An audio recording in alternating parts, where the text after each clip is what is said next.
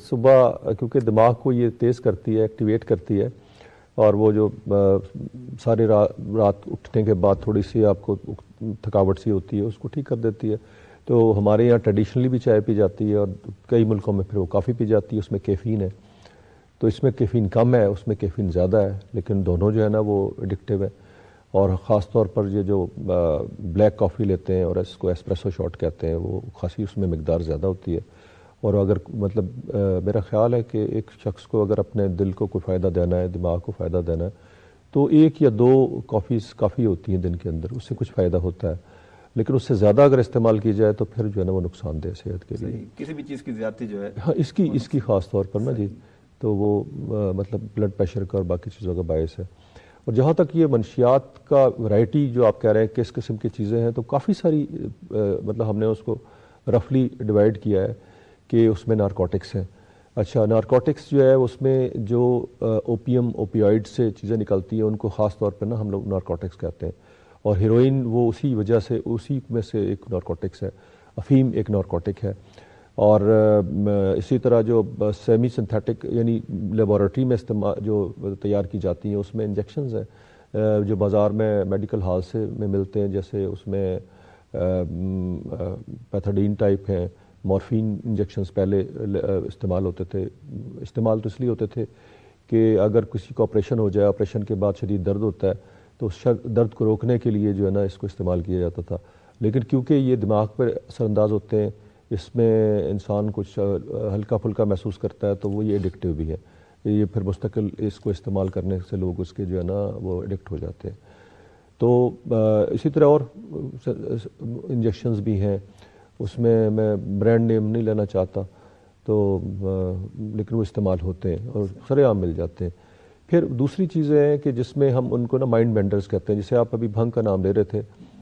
تو بھنگ بھی ہمارے جو ہے وہ ٹریڈیشنلی استعمال ہوتی ہے،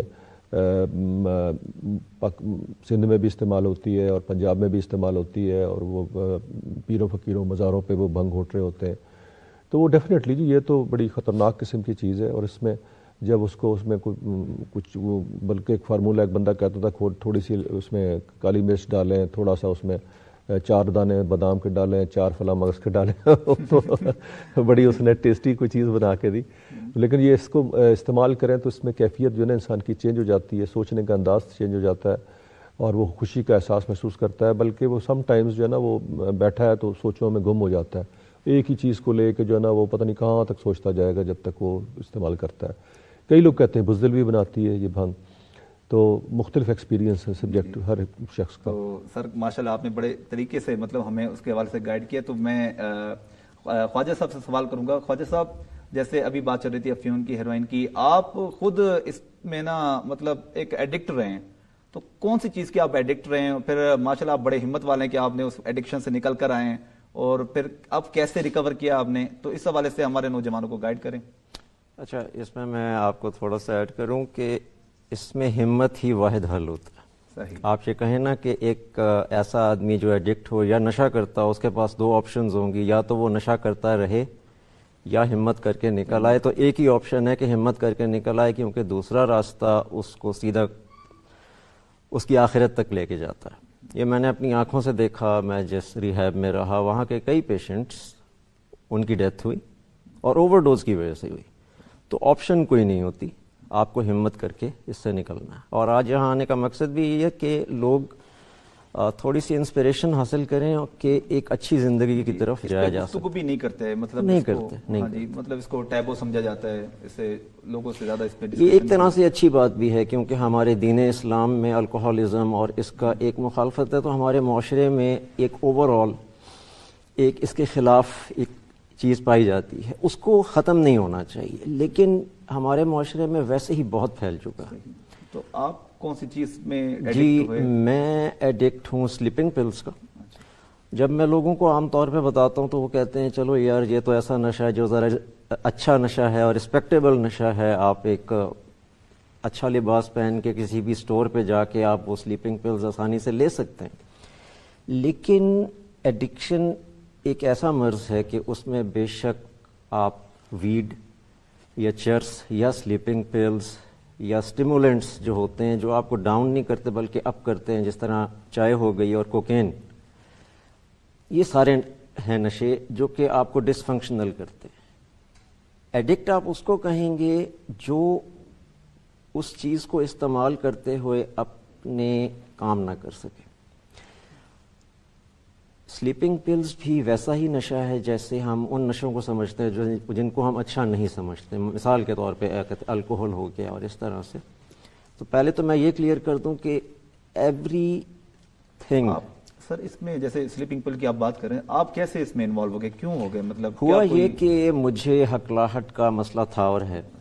تو 2004 میں میرے والد مجھے لے گئے ایک سائیکیٹرسٹ کے پاس. تو انہوں نے ایک تو مجھے اینٹی ڈپریسنٹ انہوں نے پرسکرائب کی، اور دوسرا انہوں نے مجھ سے پوچھا کہ آپ کی نیند کیسی ہے. اور ان کا سوال بالکل صحیح اور جائز تھا. میں نے کہا یہ میری نیند صحیح نہیں ہے، شاید سٹریس کی وجہ سے جو بھی.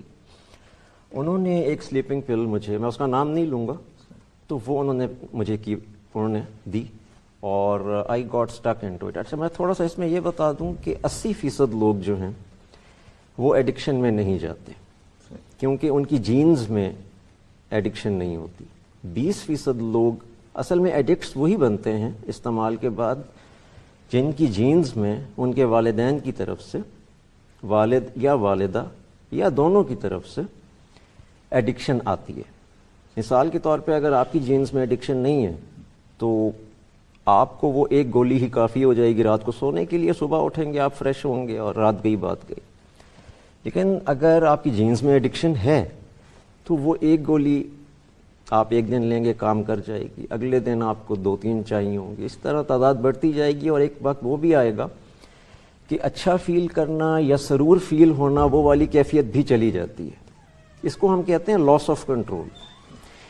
ایک نشہ کرنے والا اپنے موڈ کو ٹھیک کرنے کے لیے ڈرگ کا استعمال کر رہا ہوتا ہے، لیکن اب اس ڈرگ کا فائدہ نہیں رہتا کیونکہ موڈ اس سے ٹھیک نہیں ہو پا رہا ہوتا، اور پھر اس سے اور مسائل جنم لیتے ہیں. جب آپ کا دماغ ہی کام نہیں کر رہا ہوگا تو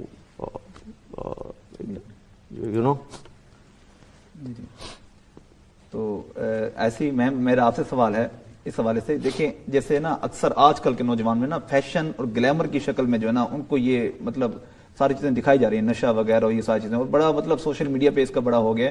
تو نوجوانوں کو اس سے کیسے بچا سکتے ہیں؟ کیونکہ آپ کی اس فیلڈ کے حوالے سے آپ کیسے ان کو بچوں کو نوجوانوں کو ہم گائیڈ کر سکتے ہیں؟ بنیادی طور پہ ہمارے یہاں نا آگاہی نہ ہونا ایک بہت بڑا مسئلہ ہے. آپ کی بات کو میں کوڈ کروں گی کہ لوگ اس کو فیشن سمجھ کے یوز کرتے ہیں. میں سگریٹ پی رہی ہوں، میرے ساتھ بیٹھی دوست کو میں نے کہا ایک کش لے لو، اس نے لے لیا. فیشن ہے، آپ اسٹیک ہے، آج کل سوشل میڈیا کا دور ہے، آپ فوراً کلک کرتے ہیں، پوسٹ کر دیتے ہیں. اسی طرح سے وہ ایک کش سے اب آپ خالی سگریٹ پی رہے ہیں یا بھرا ہوا سگریٹ، ہمارے یہاں ایک ٹرم یوز ہوتی ہے جو چرس والا سگریٹ ہوتا ہے. ڈاکٹر انیس صاحب یہاں موجود ہیں، وہ اس کو مطلب سیکنڈ کریں گے کہ وہ لوگ اس کو وہ چرس والا سگریٹ کا کش لگا رہے ہیں، سمپل سگریٹ کا کش لگا رہے ہیں. وہ ایسا ایسا اس کے اتنے عادی ہو جائیں گے کہ پھر آپ اس بھنور کے اندر پھنستے چلے جاتے ہیں سٹیپ بائی سٹیپ. فیشن کہہ سکتے ہیں. دوستوں اگر آپ کی کمپنی ایسی ہے، آپ اس کے اندر موجود ہیں تو اس کی وجہ سے آپ استعمال میں آ سکتے ہیں. جیسے خواجہ صاحب نے ڈسکس کیا کہ وہ اپنا ایک ایشو لے کے گئے، تو اس ایشو سے نکلنے کے لیے جو ان کو میڈیسن پرسکرائب کر لی تو وہ ان کو پراپر پھر ٹیمپر ہی نہیں کر پائے، وہ اسی کو لیتے رہے، وہ انہوں نے یوز کر لی. تو اس کے علاوہ آج کل جیسے جو آج کل کے نوجوانوں کے اندر جی آپ نا سوشل ویلفیئر کو بھی دیکھیں، آپ دیکھ رہی ہیں اس حوالے سے ایک چیز اور بڑی آ رہی ہے کیونکہ خواتین کو نمائندگی کر رہی ہیں نا، تو ایک اعداد و شمار کے مطابق 28% لڑکیاں مطلب نوجوان لڑکیاں اور یہ اس میں انوالو ہوتی جا رہی ہیں. تو اس حوالے سے کیسے مطلب ان کو بچایا جا سکتا ہے؟ جیسے اب سوشل میڈیا تو ان کے موبائل میں موجود ہے، جی بالکل، کیسے اب ان کو جو ہے نا اس میں اگر ہم اسپیسیفک سوشل میڈیا کو ٹارگٹ کر رہے ہیں تو سوشل میڈیا ہی بہت پازیٹیو رول پلے کر سکتا ہے. جیسے یہ آگاہی پروگرام ہے، آج ایک نیشنل پلیٹ فارم کے اوپر سے ہم آپ آن ایئر کر رہے ہیں اور لوگوں کو یہ معلومات دے رہے ہیں. جتنی زیادہ ہم نشے اور اس کے ہونے والے اثرات کے بارے میں اپنی ینگ جنریشن کو آگاہ کریں گے، ان کے اندر اویئرنیس کریٹ کریں گے. اس کے سوشل ویلفیئر ڈپارٹمنٹ کا موٹو ہی یہی ہے کہ ہم نے پریونٹیو میئرز کی طرف جانا ہے.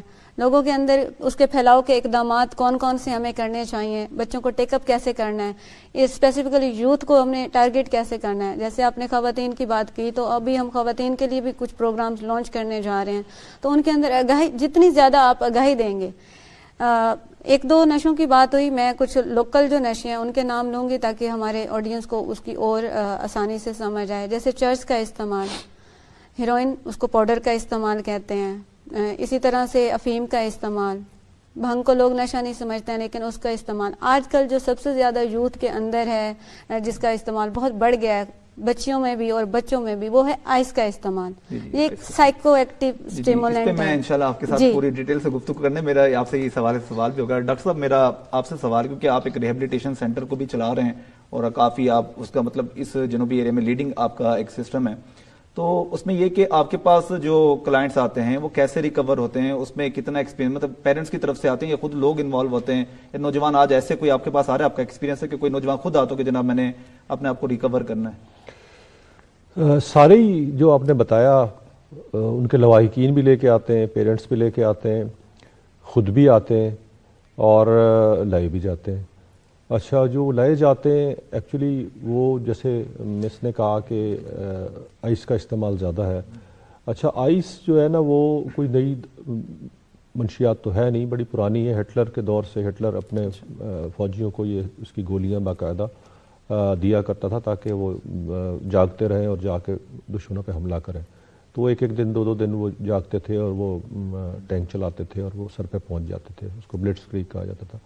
تو اس دور سے, لیکن یہ اب جو ہے نا وہ زیادہ اس دوسری جنگ عظیم کے بعد اب ایک دم سے جو ہے نا کچھ 4 5 7 سال سے جو ہے نا یہ نکل کے آیا ہے, اور اس میں لوگوں مستقل استعمال کرتے ہیں, ایکٹیو ہو جاتے ہیں, انرجی فیل کرتے ہیں, خوشی محسوس کرتے ہیں, اپ ہو جاتے ہیں, اور الٹیمیٹلی جو ہے نا وہ سو نہیں پاتے, اور اگر مستقل استعمال کریں تو وہ جاگ جاگ کے جو ہے نا وہ الٹیمیٹلی ان کا دماغ خراب ہو جاتا ہے, آؤٹ آف سینس ہو جاتے ہیں اور اتنے خطرناک ہو جاتے ہیں کہ وہ کچھ بھی کر سکتے ہیں. اس میں مطلب دماغ کی خرابی میں کئی مرڈر بھی کیے انہوں نے, اپنے آپ کو بھی نقصان پہنچایا. تو پھر ہم لواحقین کی مرضی سے جو ہے نا جس کو ہم کہتے ہیں لائے جاتے ہیں, اس کو ہم کہتے ہیں کہ کرائسس انٹرونشن, کہ وہ شخص اتنے کرائسس میں ہے کہ وہ اس کو پتہ ہی نہیں اس نے کرنا ہے کیا ہے, اور اس کو پھر وہاں سے جا کے لایا جاتا ہے, اور کچھ عرصے کے بعد جو ہے نا جب وہ پراپرلی سلیپ کر لیتا ہے, کوئی اس کا دماغ بہتر ہو جاتا ہے. کیونکہ منشیات کا استعمال جو ہے نا وہ صرف منشیات ہی نہیں ہے, منشیات کے بیسیکلی تو منشیات جب دماغ پہ جاتی ہیں وہ دماغ کو ہائی جیک کر لیتی ہیں, دماغ کے اندر جو کیمیکلز ہیں اس پہ چینجز آ جاتی ہیں, تو وہ انٹائرلی سوچنے سمجھنے کی صلاحیت کو چینج کر لیتی ہیں, انسان کھانے پینے کی ہیبٹس کو تبدیل کر لیتی ہیں. تو انسان کے اوپر منشیات بڑی بری طرح سے انداز ہوتی ہے. تو اس کو ان کو پھر جو ہے نا وہ تینوں طریقوں سے, جیسے آپ نے کہا, لایا جاتا ہے یا خود آتے ہیں, اور ان کو جو یہ کہتے ہیں کہ ہمت کر لے. کچھ لوگ جو ہے نا وہ ہمت ہاری بیٹھے ہوتے ہیں. اچھا, وہ کہتے ہیں کہ جی کئی لوگوں سے میں نے سنا ہے کہ جی ول پاور ہوگی تو یہ بندہ جو ہے نا وہ ٹھیک ہو جائے گا. اچھا, ہم نے سائیکالوجی میں بڑی کوشش کی کہ ہم یہ ول پاور نام کی اس کی کوئی جو یہ ٹرم ہے ہم اس کے کوئی ڈیفینیشن دیکھیں, لیکن پتہ چلا کہ ول پاور نام کی تو کوئی چیز ہی نہیں ہے یہ نفسیات میں. البتہ ہم اسے کہتے ہیں موٹیویشن, کہ آپ یا تو خود موٹیویٹڈ ہے, یا اگر موٹیویٹڈ نہیں ہے وہ ایسی جگہ رہ رہا ہے, ایسے سرکمسٹانسز میں رہ رہا ہے کہ اپنا نقصان کر رہا ہے, لوگوں کا نقصان کر رہا ہے, اور وہ وقت ہی نہیں آئے گا کہ جب اس کو ول پاور نام کی کوئی چیز پیدا ہوگی, وہ تو ہے ہی نہیں. تو پھر اس کو سمجھایا جاتا ہے, اسے موٹیویٹ کیا جاتا ہے, اس کے لیے لیکچرز دیے جاتے ہیں, اس کے لیے انڈیویجول سائیکو تھراپی کی جاتی ہے اور اس میں گروپ تھراپی کی جاتی ہے. کافی سارے ٹولز ہیں, کافی ساری چیزیں جو جس کے استعمال سے جو ہے نا وہ شخص ذہنی طور پر, جسمانی طور پر اور معاشرتی طور پر بحال ہو سکتا ہے. جی سر, شکریہ. تو یہ خواجہ صاحب میرا آپ سے سوال ہے اس حوالے سے کہ جیسے گروپ تھراپی کی جاتی ہے, آپ ایڈکشن کا شکار رہے, پھر اس کے بعد پھر آپ نے ریکور کیا, کتنے عرصے میں ریکور کیا؟ کوئی آپ نے مطلب ریکوری کے لیے بھی کوئی میڈیسن لی تھی یا کوئی آپ نے سائیکو تھراپی لی, جیسے کہ مطلب بہت سارے طریقہ کار علاج کے ہیں؟ جی, علاج میں ایز اے پیشنٹ, کیونکہ I am not a medical specialist, علاج میں آپ کے ساتھ 2 طریقے اپنائے جاتے ہیں. ایک تو آپ کو دوائی دی جاتی ہے تاکہ آپ کے دماغ کے کیمیکلز جو آپ کے ڈرگ کی وجہ سے امبیلنس ہو جاتے ہیں. دماغ کے کیمیکلز امبیلنس ہونے کا مطلب یہ ہوتا ہے کہ میں آپ سے کوئی بات کروں گا آپ کو سمجھ نہیں آئے گی. آپ کو دوائیاں انیشیلی دی جاتی ہیں. یہ آپ کو خود فیلنگز ہو گئی, آپ کو پیرنٹس نے کہا کہ بھئی آپ ایڈکٹ ہو چکے ہیں, یہ کیسے مطلب آپ کو فیل ہوا؟ کچھ واقعات ہوئے جس کے بعد مطلب ہے کہ کرائسس کچھ زندگی میں آئی, جس سے احساس ہوا کہ یار دس از ناٹ نارمل. ایک عام آدمی ایسا نہیں ہوتا. ہمارے معاشرے میں کیونکہ ایڈکشن کو آسانی سے اس پر بات نہیں کی جاتی تو ایون آپ کے لوڈ ونز بھی آپ کے فیس پہ آ کر احترام سے، اسرٹیونیس اور احترام سے یہ نہیں کہہ پاتے کہ جناب آپ کو نشہ کی بیماری ہو چکی ہے. تو میں بہرحال بتاؤں گا کہ یہ علاج کا پروسیس ایز اے پیشنٹ میں کیسے دیکھتا ہوں. آپ جب ایک ریہیب میں آتے ہیں، بے شک آپ اپنی مرضی سے ہی کیوں نہ آئیں، آپ کے دماغ کے کیمیکلز امبیلنس ہوتے ہیں، ان کو ایک واپس لانا ہوتا ہے تاکہ آپ سے اگر کوئی بات کی جائے تو آپ کو بات معلومات ہو، آپ کو بات سمجھ آئے. جب وہ تھوڑے سے آپ کے جب ٹھیک ہوتا ہے بیلنس تو پھر آپ سے بات چیت کی جاتی ہے جی کہ آپ کو پتہ ہے آپ کو کون سی بیماری ہے، تو پھر پیشنٹ کو بتایا جاتا ہے کہ جناب آپ کو ایڈکشن کی بیماری ہے اور زیادہ پریشان ہونے کی ضرورت نہیں کیونکہ یہ ایک بیماری ہے اور اس کا علاج ممکن ہے. اور ٹھیک ہے اس میں ایفرٹ زیادہ لگتی ہے، اس میں کوشش زیادہ لگتی ہے، لیکن ایک بہت زبردست پروسیس ہوتا ہے. اس کے بارے میں میرے خیال میں زیادہ اچھا ڈاکٹر صاحب بتائیں گے. تو پھر عام طور پر جو علاج کیا جاتا ہے یہاں پر اور باہر کی جو ریہیبس ہیں اس میں 100 دن انڈور رکھا جاتا ہے. 30 دن تقریباً دماغ کے کیمیکلز کے امبیلنس کو ٹھیک ہونے میں لگتا ہے اور باقی جو دن ہوتے ہیں وہ ایک پیشنٹ کو روٹین میں لانے کے لیے، کیونکہ ایڈکشن کا ایک بڑا نقصان یہ ہوتا ہے کہ مریض کی روٹین بالکل خراب ہو چکی ہوتی ہے. راتوں کو جاگنا، دن کو سونا، برے موڈ میں رہنا. ایک ریہیب ہے ادھر انڈیا میں، انہوں نے ایک بڑی زبردست بات کی، امرتسر میں ہے، انہوں نے بڑی زبردست بات کی. انہوں نے کہا کہ ایڈکٹ کا قصور نہیں ہوتا، وہ اپنا موڈ ٹھیک کرنے کے لیے ان کا سہارا لے رہا ہوتا ہے اور ہمارا کام بھی اس کا موڈ ٹھیک کرنا ہوتا ہے، لیکن اس کو یہ بتانا ہوتا ہے کہ جو تم لے رہے تھے اس سے اب تمہارا موڈ ٹھیک نہیں ہونے کا. ہم بھی تمہیں دوائیاں ہی دیں گے لیکن وہ دوائیاں دیں گے جو کہ تم پہ کریں گی اثر اور تم واپس اچھی زندگی کی طرف آ جاؤ گے. یعنی کہ سوشل اس حوالے سے کہ مطلب جیسے میرا آپ سے سوال ہے، مطلب یہ ایک سر جو مطلب خواجہ صاحب جو جس چیز میں انوالو تھے وہ کوئی ایک مطلب ظاہری طور پہ وہ کوئی ایڈکشن نہیں تھی، مطلب جیسے پلز لی اور اس کو استعمال کیا تو پھر اس کے ایفیکٹس سامنے. میں اسی بات سے میں ایک تھوڑا سا میں ایڈ کر دوں کہ میں کیونکہ یہ بات اس سے پہلے بھی کہہ چکا ہوں، بے شک سلیپنگ پلز ہوں، بے شک چائے ہو. آپ نے ایسے لوگ بھی دیکھے ہوں گے جو صبح کے وقت اٹھتے ہیں، نماز پڑھ کے ان کا موڈ سخت خراب ہوتا ہے until they take a cup of T. ایسا ہوتا ہے یا نہیں ہوتا؟ وہ چائے پیئیں گے تو ان کے ہوش و حواس بحال ہوں گے اور وہ پھر بات چیت کرنے کے قابل ہوتے ہیں. ایسا ہی ہوتا ہے. تو سلیپنگ پلز کو آپ یہ نہ سمجھیں کہ وہ ایک ہلکا نشہ ہے، وہ بھی پورا نشہ نہیں. مطلب جیسے ایک میرا سوال جو ہے نا وہ یہ ہے. جی میں آپ کی سوال سمجھ گئی ہوں. بیسیکلی میں تھوڑا سا ایڈکشن بتا دیتی ہوں. ایڈکشن ہے کیا؟ ایڈکشن وہ چیز ہے جس کے بغیر آپ موو نہیں کر سکتے ہیں. آپ ان کی سلیپنگ پلز کے بغیر ان کی لائف ہی نہیں ہے. آپ یہ دیکھیں کہ اگر وہ گاڑی چابی سے سٹارٹ ہوتی ہے تو خواجہ صاحب اگر پیسفل لائف گزارنا چاہ رہے ہیں اور وہ اتنے منحصر ہیں ادویات کے اوپر تو it's a kind of addiction.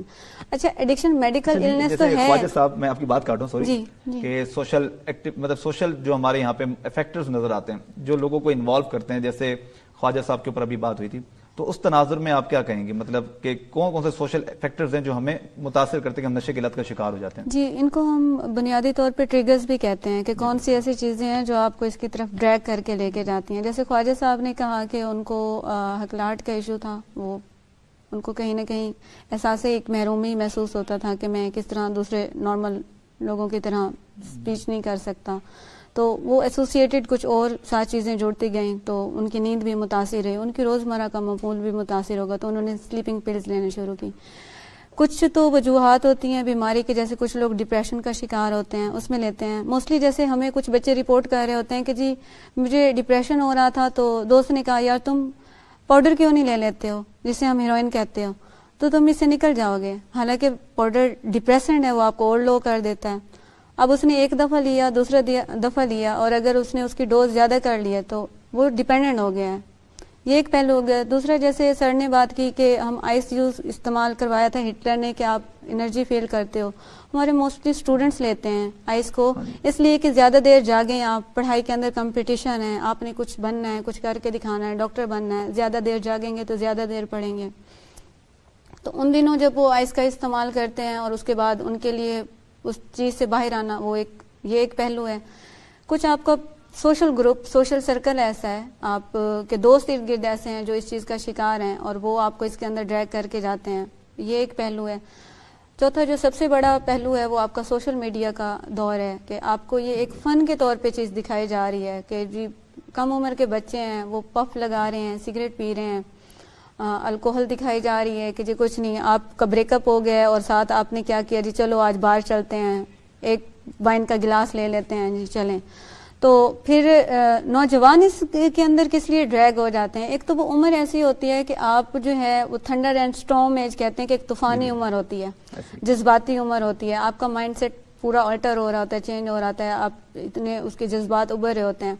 तो अगर उनकी वहाँ पे प्रॉपर उनको प्रोवाइड ना की जाए साइकोलॉजिकल एड या प्रॉपर उनकी ग्रूमिंग के हवाले से या उनको एक तरबियत ना की जाए उनकी, तो वो किसी न किसी मेल एडॉप्टिव स्ट्रेटेजी का शिकार हो जाते हैं जिसमें वो फिर एडिक्शन की तरफ, इजी टारगेट है उनका, तो उस तरफ हो जाते हैं।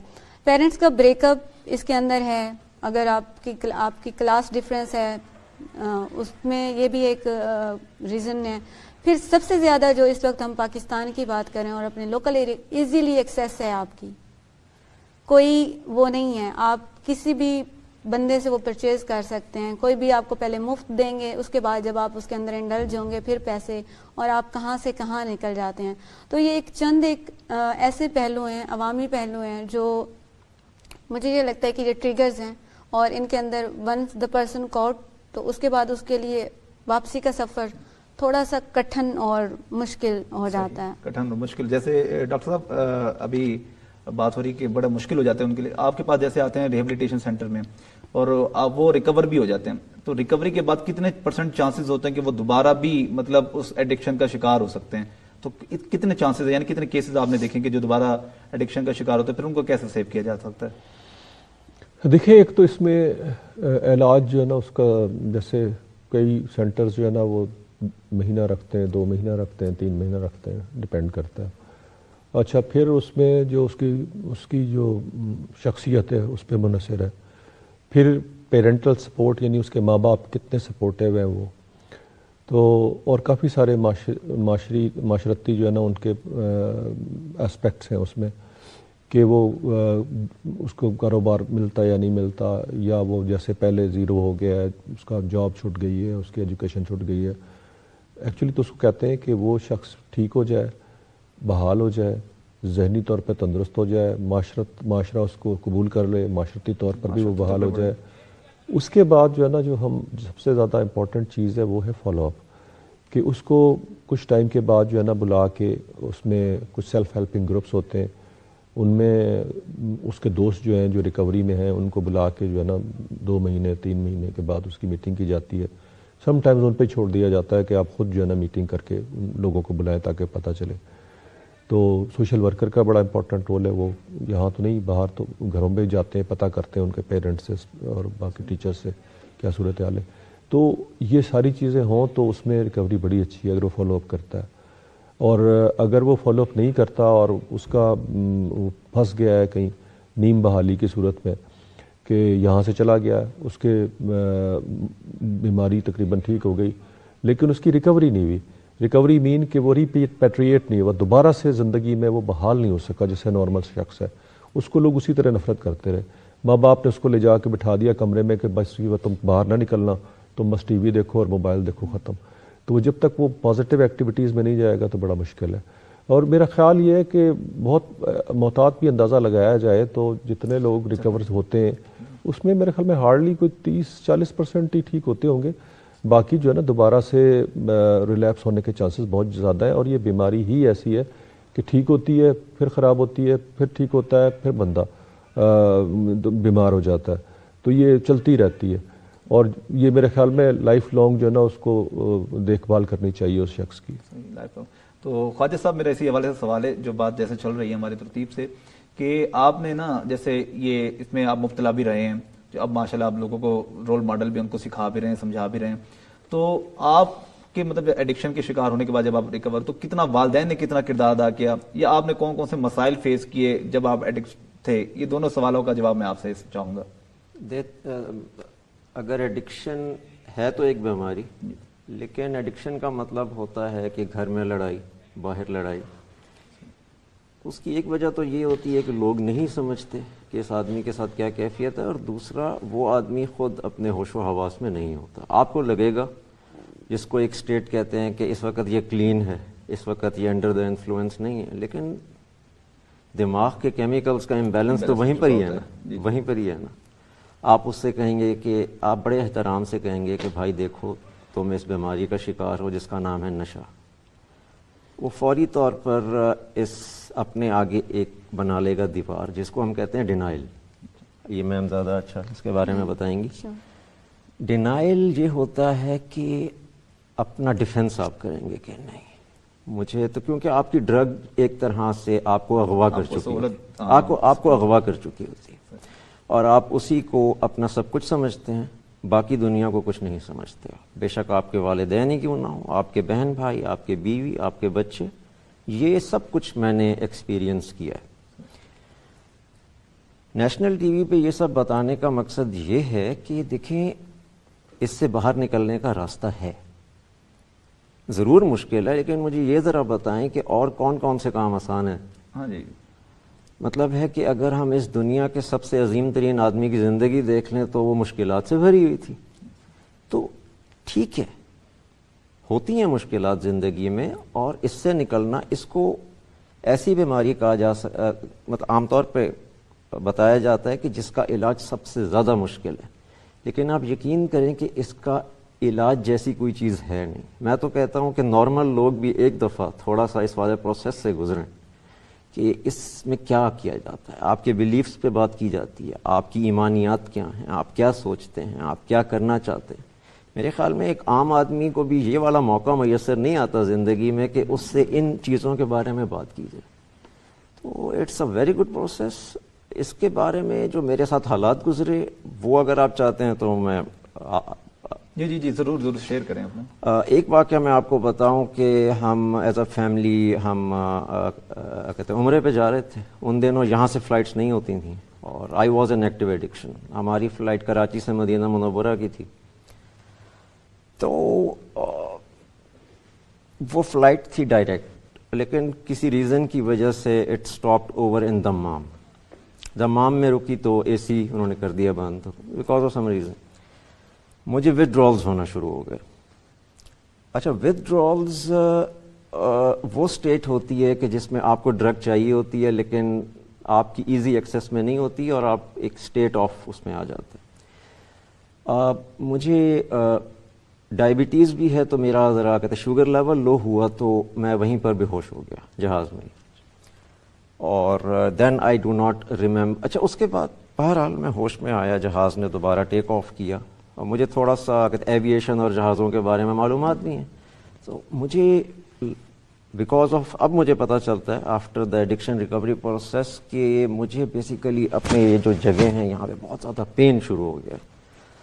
اتنا شدید پین تھا کہ مجھے لگ رہا تھا کہ دمام سے مدینہ منورہ تک تو میں نہیں جا سکوں گا. میں نے دیکھا کہ ریاض سامنے آ رہا تھا، اور جہاز کی بلندی اتنی تھی کہ میں نے جہاز کے کیپٹن کو بلایا. ایک آدمی کی ہوپ ہوتی ہے نا کہ شاید یہ بات سمجھ لے. آیا، میں نے اس کو سمجھایا کہ یار میری طبیعت تو ٹھیک نہیں ہے، بہت شدید پین ہے، اور اگر آپ جہاز کو ابھی اتارنا شروع کریں گے تو ہم اتنا مائلز دور ہیں تو آپ اتار لیں گے. تو اللہ کی کرنی، کوئی اللہ کا نیک آدمی تھا، اس نے واقعی جہاز اتار دیا ریاض میں. اس کے بعد میں بے ہوش ہو گیا، مجھے کچھ نہیں یاد. 2-3 دنوں کے بعد ریاض کے ہاسپٹل میں میری آنکھ کھلی.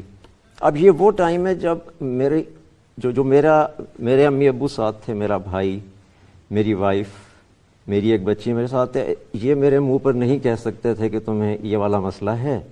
ہو سکتا ہے ان کو احساس ہو سکتا ہے کہ وہ خود بھی، کیونکہ ہمارے معاشرے میں ایک شیم ہے کہ ہم نے شیم کی. اب مجھے یاد ہے کہ وہ ریاض میں جو وہاں کے ہوں گے ڈاکٹرز، ان کو بھی اندازہ ہو چکا ہوگا کہ اصل میں کیا ہوا. ایک تو یہ واقعہ ہوا، اس کے علاوہ ایک اور واقعہ اسی قسم کا انڈیا میں ہوا. میں ایک کہتے بزنس ٹرپ پہ میں تھا کہتے انڈیا میں. وہاں پر ایگزیبیشن تھی، اور وہاں پر مجھے وڈرال ہوا. میں گرا، میرا بہت زیادہ کہتے بلڈ لاس ہو گیا. وہاں کے جو تھے وہاں پہ ہاسپٹل میں، ان کو میری کنڈیشن سمجھ آ گئی. انہوں نے میری مسز کو بتایا کہ ان کو ایڈکشن اور ان کو علاج کی ضرورت ہے.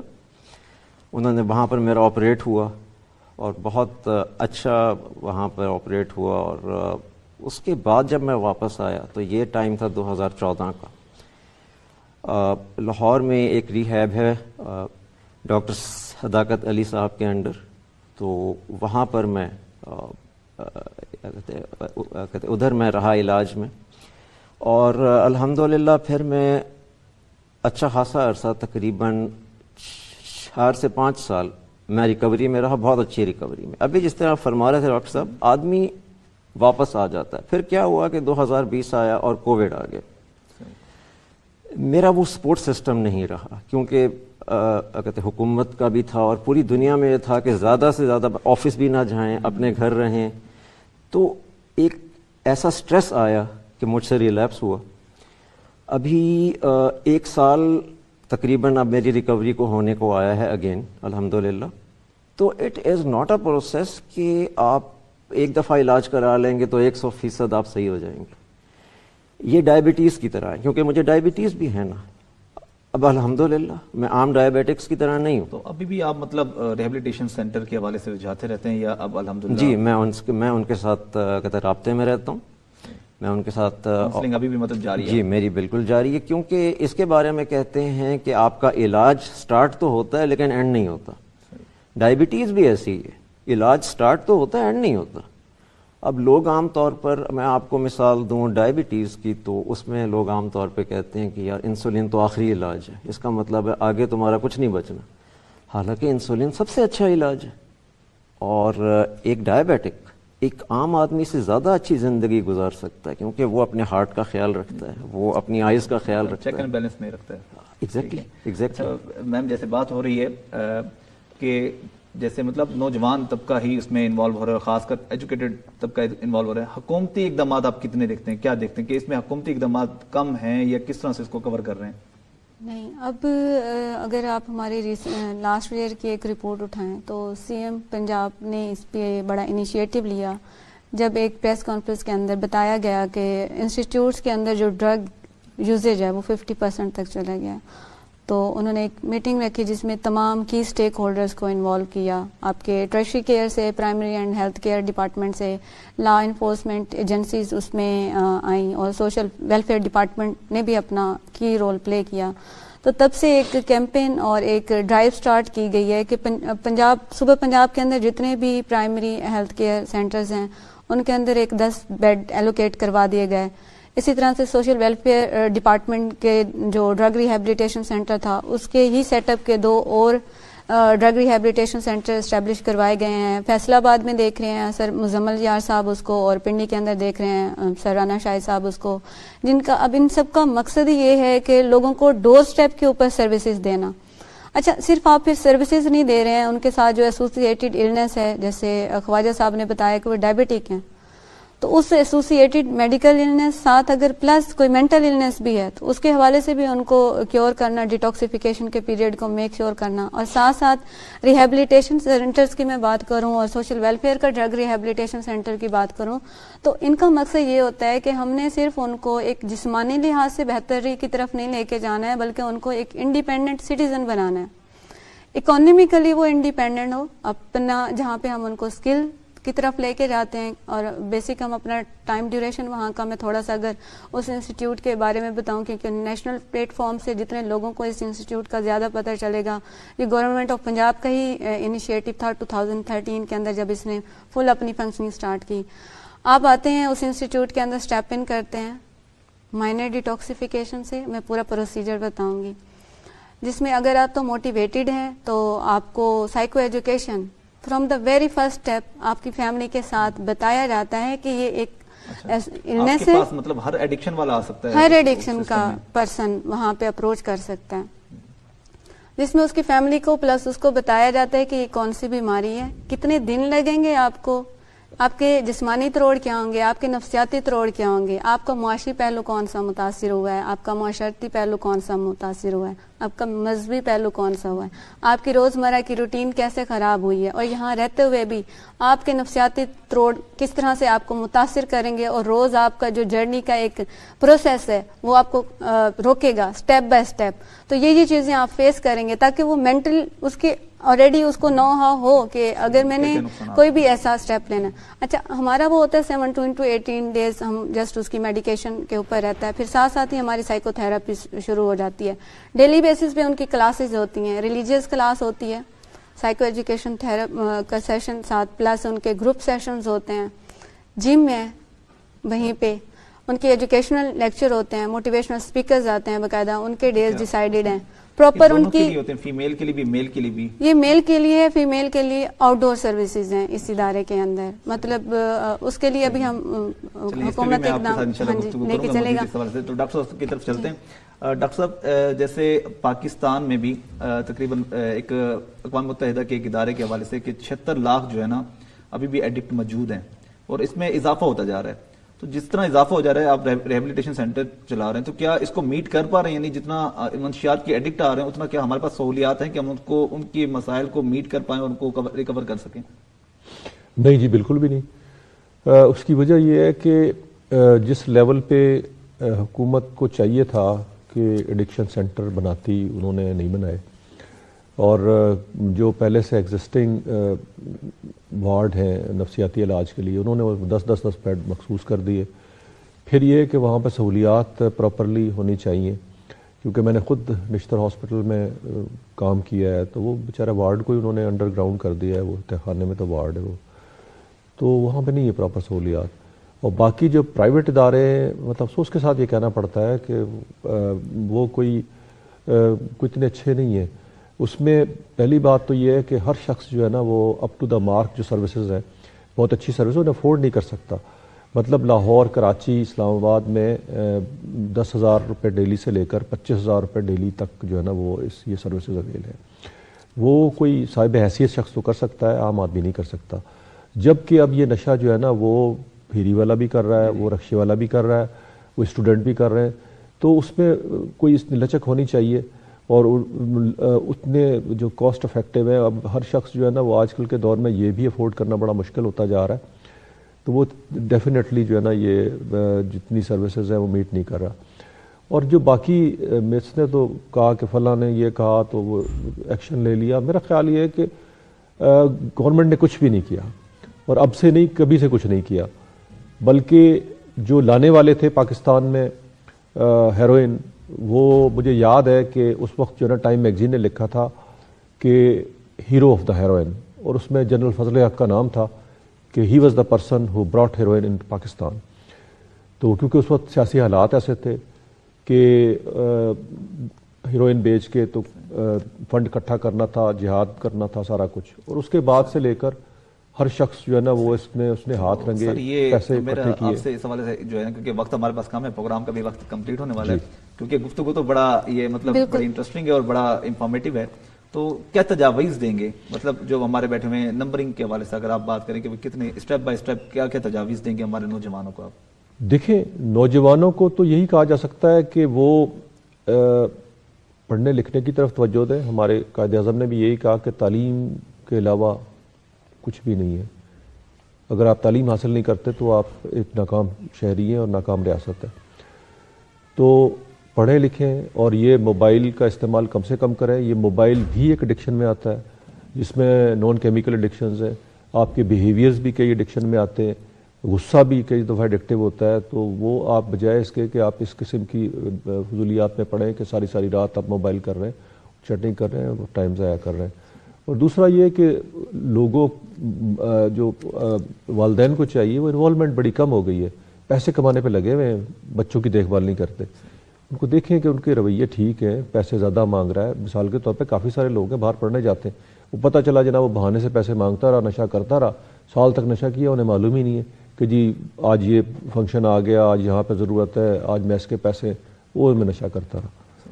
تو خواجہ صاحب, آپ معاشرے کے لوگوں کو کیا پیغام دینا چاہیں گے, والدین کو اور ہمارے نوجوانوں کو, اس کے ساتھ ساتھ جو ان کے ساتھ مطلب ریلیونٹ لوگ ہوتے ہیں, ان کو کیا پیغام دینا چاہیں گے کہ جو ریکوری کے حوالے سے, جو منشیات کے حوالے میں انوالو ہو جاتے ہیں بچے؟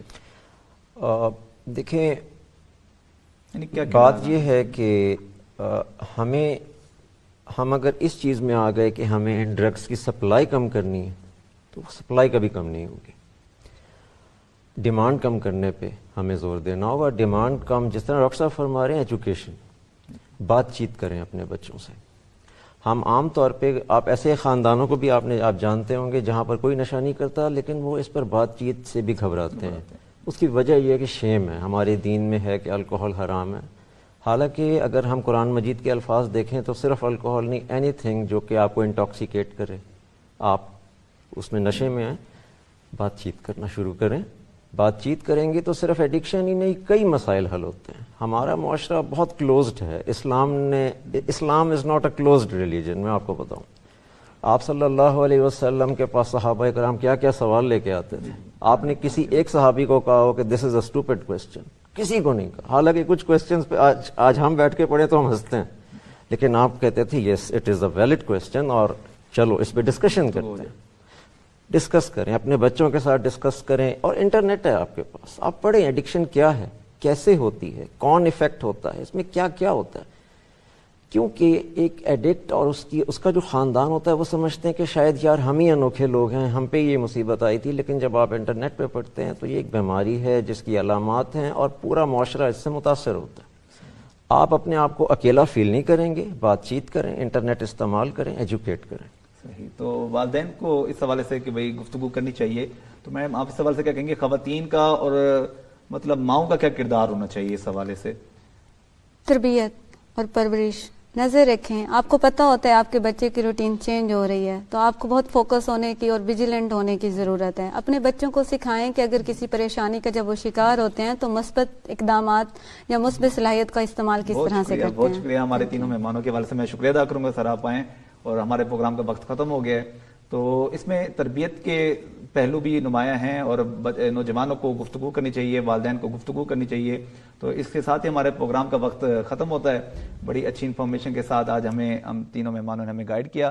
تو انشاءاللہ نیکسٹ پروگرام میں انشاءاللہ آپ سے ملیں گے. آج کے پروگرام کے لیے بس اتنا ہی. اللہ حافظ.